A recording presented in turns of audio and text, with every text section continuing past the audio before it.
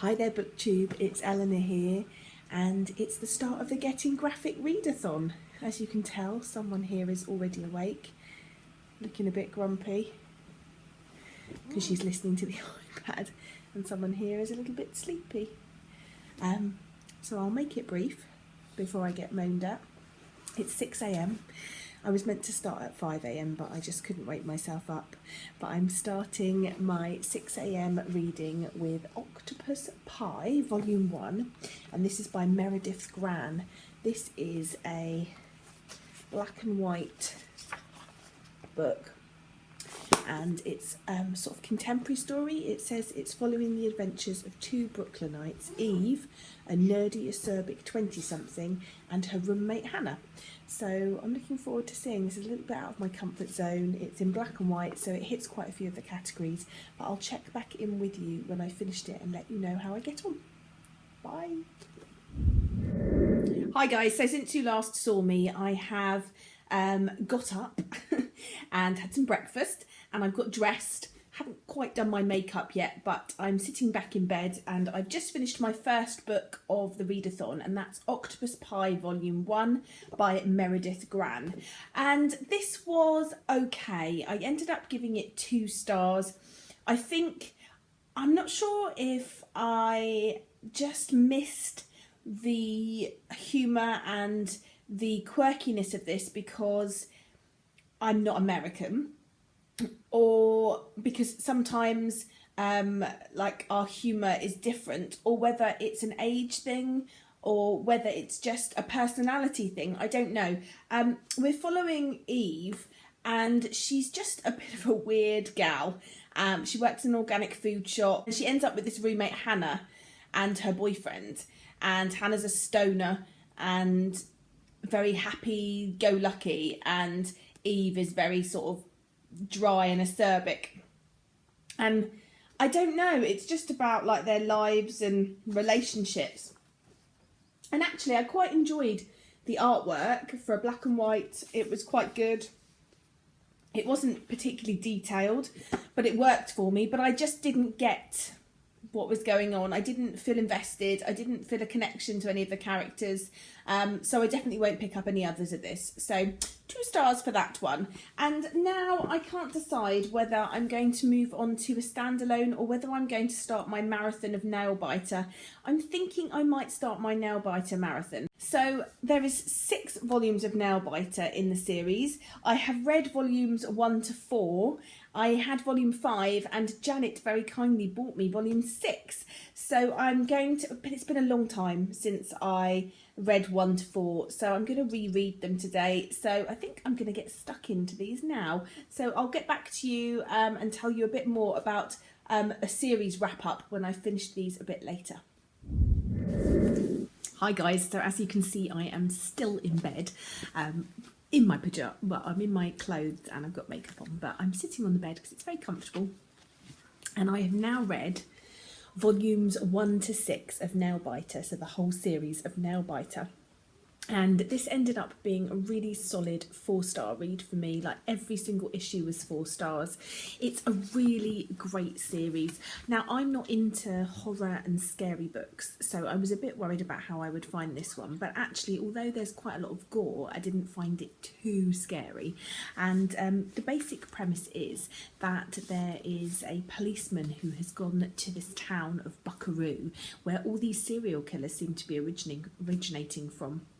And he's gone to investigate, and we start issue 1, volume 1, with him making a phone call to one of his friends who is a sort of I think he's an army intelligence officer, or he sort of like tortures people to get their confessions when they're brought in, and he contacts him and says he needs his help and he needs him to come down and he needs to talk to him about what he's found out. And when he turns up, this guy Finch, his friend Carol has disappeared. So this starts him investigating into the serial killers and what's happened to his friend, and it just all starts to unravel, and we're following various different characters along the way. It's very nail-biting. Now it's called Nailbiter because one of our main serial killers, whose name is Warren, or nicknamed the Nailbiter, bites the nails off his victims. He's got this thing about nails. And so we have him, we have the town sheriff, who is female, and we have various other people coming into the story, and we're just it's slowly unravelling this sort of mystery and this sort of historical reason why all these serial killers have appeared. And it was really good. It's really fast paced, it's really gripping, the artwork's really great.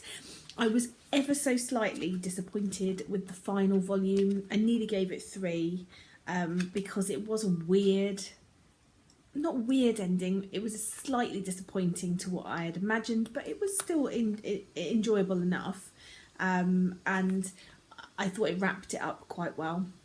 So yes, I finished a whole series, so that can be my finisher series and also my start a series. Well, volumes 1 to 3 were a reread, so maybe I can't do that, but I can definitely do it in a catch up with your series. So I finished these, and now I've got to decide what to read next. I think I might read either the next issue of Giant Days, or I might go into a standalone, but I will come back and tell you later what it is I've decided to pick up.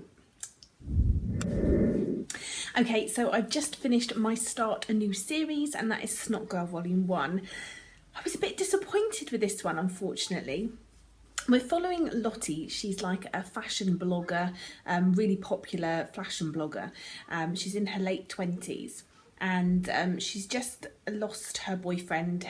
He's dumped her, and she's going through a bit of a crisis, and she meets this new girl, this new blogger who's really cool, and then something happens. She's got terrible allergies, and her new doctor has prescribed her these new allergy medication, and on a night out with this new blogger friend, she fears she might have killed her, but we don't really know whether it's the drugs messing up her head, or I don't really know. She gets a bit paranoid.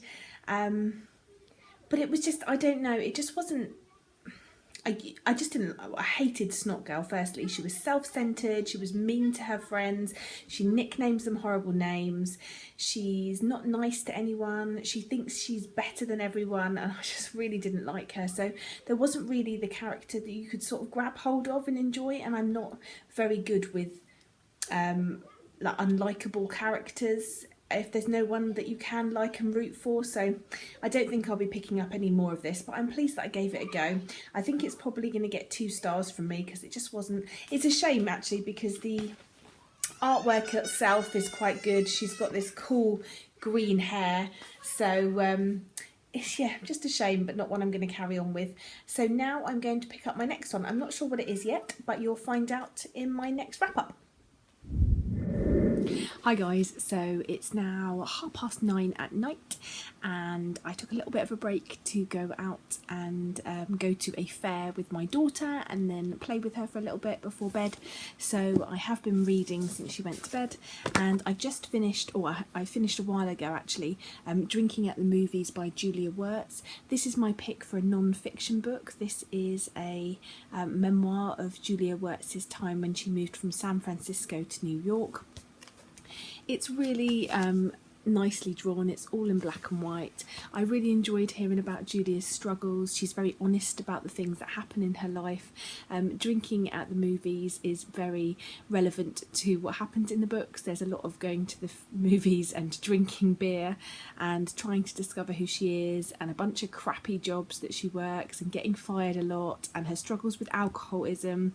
And I just thought it was really good. It was it took a long time to read actually. It probably took a good 2 hours to sit and read, but it was really good and really digestible, really compelling. I wanted to find out a bit more about the story, so I'm really pleased that I picked this one up. And I picked this one up actually on the recommendation of one of you, so it was quite a while ago. I think it was after the last readathon. One of you suggested that I might enjoy this, so I'm really pleased I picked it up, so thank you to that person. And then I've literally just finished the book which will be my black and white pick, and that is Page by Page by Laura Lee Guledge. This was actually recommended to me on Goodreads as sort of a book that I might like, given like the things that I've read before. So again, it's black and white. It's got absolutely beautiful artwork in this. I'm trying to find one of my favourite pages to show you. Where is it? It's quite near the start. This one I just thought was amazing. It's got some really beautiful artwork, some really powerful stuff. This is about a young girl called Paige. Her parents are writers and they've named her Paige Turner. This isn't non-fiction, this is fiction. However, if you read about the author at the back, it does sound like it is slightly memoiric. It sounds a little bit like her life, but it is actually fiction. We're following Paige. She's moved with her parents from Virginia to New York. Much like in the last book, it's about someone who moves, although this is a young adult. She starts a new school. She starts to sketch in a sketchbook and discovers her, or rediscovers her love of art. And we're following her with her new group of friends, discovering herself, discovering the things that she wants to do, how she wants to be, things she wants to sort of do in her life. She wants to open up more to her friends. Sorry, I'm trying to find more pictures to show you. She wants to become more open and to sort of share things with people, and she does this through her art, and they help her, and we look at her relationship with them and her first sort of proper relationship, and it was just a very sweet read. What I should have said actually was I gave this one 4 stars and I gave this one 3 stars. I really enjoyed it. It just went a bit too quick. I think the artwork for this would get a 4 stars, 4+, easily. The story just didn't have quite enough in there for me to be a 4 star, but it was a really good read, and so I gave this one 3 stars.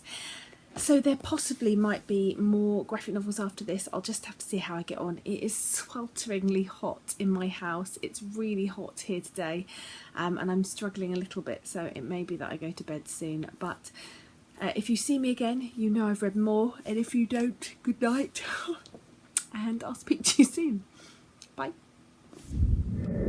Hi guys, so as you can see, my cheeks are getting redder and redder. It just gets so hot in here. But I've just finished my final book for the Readathon, and that is Sunny Side Up by Jennifer L. Holm and Matthew Holm. And this is a middle grade graphic novel, and it was just one that drew me in by the sound of it. It's very sweet artwork. It reminded me very much of Raina Telgemeier's books.